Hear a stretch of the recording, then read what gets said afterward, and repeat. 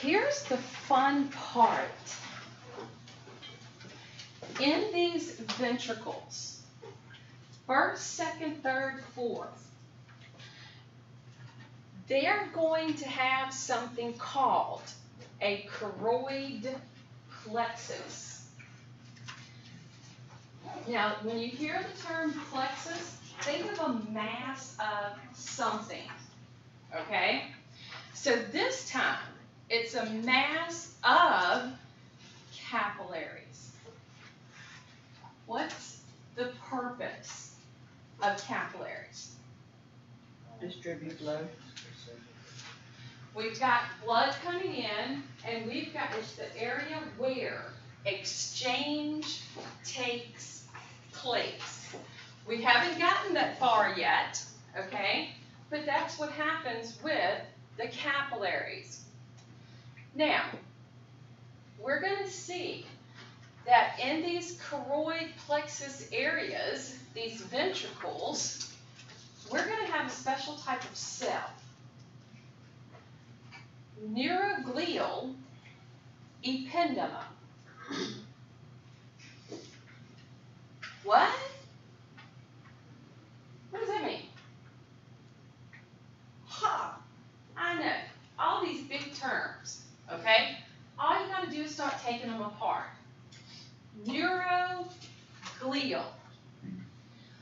Neuro, of course, meaning brain. Glial should always signal to you a support cell, because that's what glial cells are. Glial cells are support cells to the neurons. Ependymma.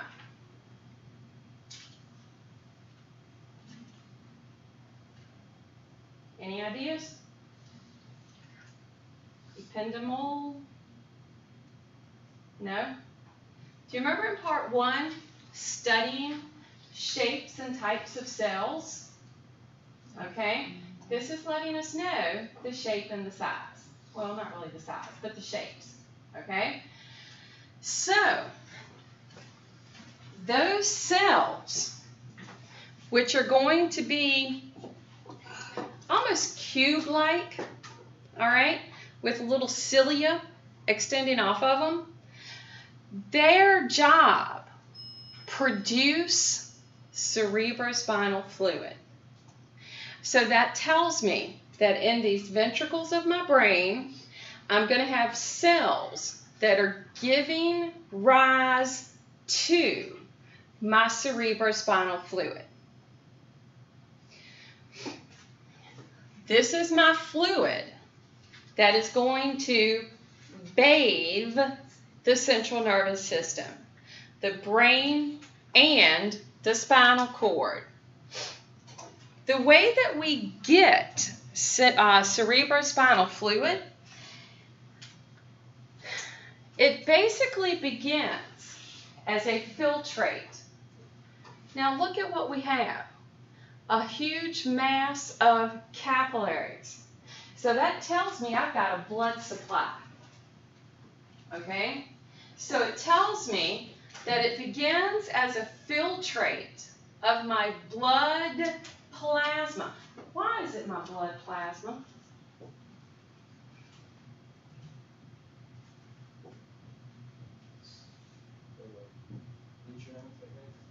It's full of my nutrients. I'm going to find what I need in the blood plasma. Because the other part are the red blood cells. Okay? Yeah, that's great because they're going to be carrying the oxygen. And we need that. But we're going to see it as a filtrate of the blood plasma from those capillaries. We're going to modify it with those ependymal cells. We're going to get flow through and around my central nervous system, my brain and my spinal cord. It's going to help with buoyancy, keeping the brain floating. It gives protection. Now, protection means not just having a little bit of shock absorption, okay? But we're going to find that we've got to make sure toxic substances don't get in, all right? And then it helps with chemical stability. The brain is going to be very damaged by pH that's incorrect. So one of the things that has to do, that we have, that it has to do and have, is maintenance of this internal environment. CSF is constantly being produced. Now, this is how it happens.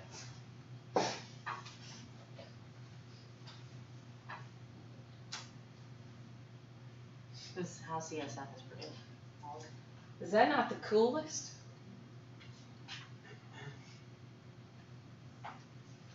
Let's look at this. Because once you see it, you're going to be like, oh, this is the coolest.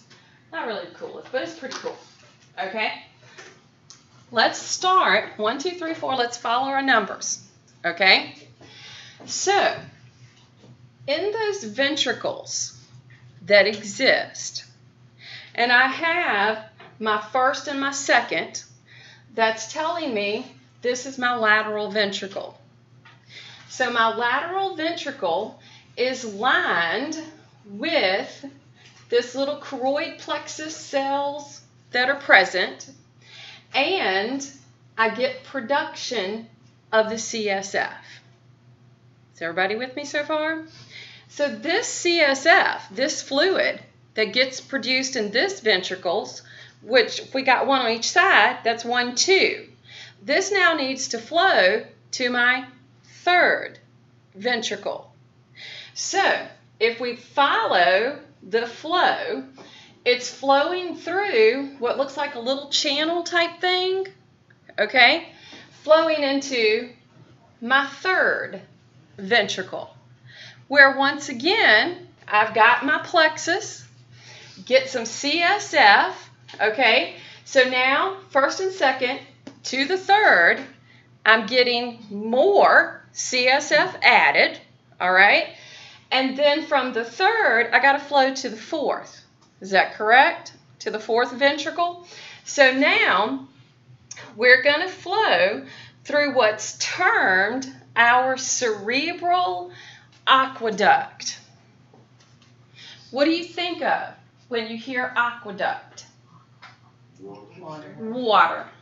I think of a passage through the water. Okay? So my cerebral aqueduct, and it's going to flow down to my fourth ventricle, where once again I've got the plexus. It adds more CSF, and now we're going to see that it's going to begin to flow through the sides of the brain, heading towards the spinal cord to the central canal. So we have all this production of the cerebrospinal fluid. It has to flow down. It has to wash around the tissues, not just, it has to wash the tissues and around them, and then watch my arrows. Okay? I've washed around my spinal cord. Now I'm coming back up, washing around my pituitary gland, going around, going around, going around, around, around, around, coming back up, going around, around, around, around, and it's got to go somewhere. Because it has now washed over and through all of these tissues. It's dropped stuff off, nutrients, and it's picked up waste. And we can't keep that waste in the brain tissue. So, remember how we said there were some sinuses in the dura mater that ran to the internal jugular vein.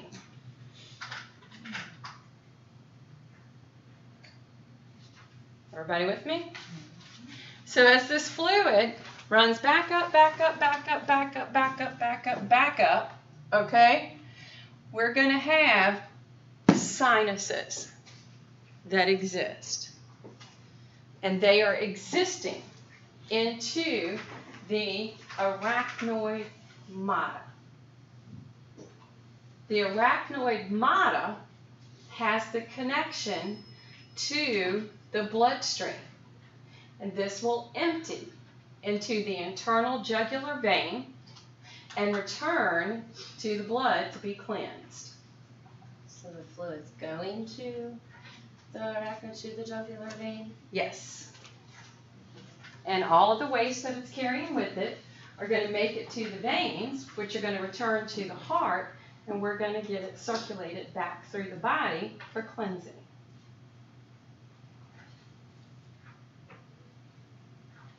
So they exit through the arachnoid mata. Yes. We'll get exit exchange.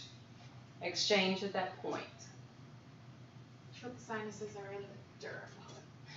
Dura's making them. Yes. In other words, that part of the connective tissue.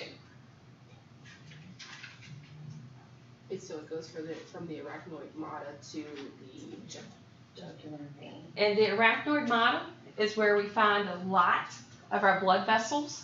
And they'll have their connection there and make their way to the bloodstream, and that makes its way to the internal jugulars from the brain.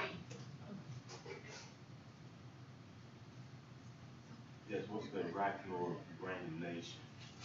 That's going to be these little, they call them granulations because they look like little rocks, okay, that are present.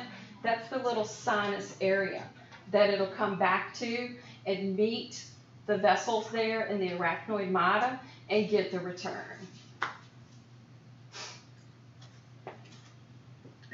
Sorry, will you say this one more time? The arachnoid mata is located in the... That's the middle layer. So if you think about the middle layer between the dura and the pia, okay, this is the area that has a connection with the blood vessels. Okay. So anything that gets into that area has a very good exchange, and we'll get to return it to the internal jugular veins. What is that exchanging again? It's going to be, well, you got to remember we started out with like a filtrate of the blood plasma, so really it's returning a plasma substance back to the blood. But this time it's returning all of the wastes that were picked up. So anything that might have been like anything virusy or anything that might have been trying to invade the brain. So anything that would be a waste. Does the blood cleanse it? Like when The CSF does. And once it empties it into the blood, then we begin all these other processes in the body, like going through the kidneys and going through the liver, that are going to filter stuff out. And then once it gets to the jugular vein, then it goes to the brain to circulate, you said, right? Once it goes into to the heart, sorry. To the heart. Right, then Right. to circulate, okay. To circulate, and as the blood circulates, it makes stops at the kidneys and the liver where filtration can occur. So if anything showed up as it's pumped out and makes its circuit, it can be filtered out. Okay.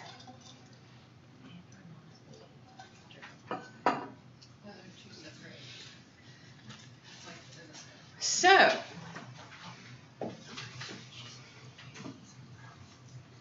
this tells me that I have to have a very good supply of blood to my brain. And trust me,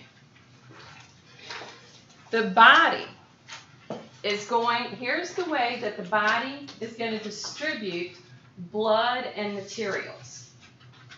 It's going to serve the brain first, viscera, meaning the organs, second, and then everything else. So the one thing the body wants to do, it wants to serve the brain first. So the blood supply is huge. It may look like a small portion, but 15% of the blood every time your heart beats, 15% is going directly to the brain. That's a huge amount. The brain has very high consumption rates of oxygen and glucose. The only foodstuff that the brain can use is glucose. So, your body has mechanisms to make sure that glucose is at a constant supply to the brain. That's how it should be, but not always. Does deep breaths help provide more oxygen for the brain? Well, not necessarily just for the brain, okay? But what it will do is it'll balance oxygen levels. But that oxygen level is going to be dependent on the carrying capacity of a red blood cell, and then what would be the demands in the brain tissue. So is it a good thing to like take deep breaths and hold it? Of course. None of us breathe correctly. I don't know. Well, but it might be one or two of us. Anybody in here do deep yoga? I do yoga, but not deep. I yoga. Yeah. Okay, people who are like really into yoga and stuff, they're really the only people who are breathing right. Everybody else, no. First time you do yoga, if you're not used to doing it, and they're like, breathe in and everything, okay?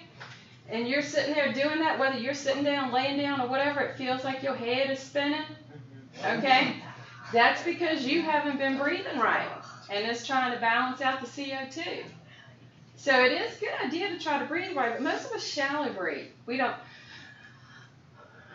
deep breathe. Yeah, it's kind of cool. So, let's stop right here, go take a break, be back at 9:30. Get that little synapse going.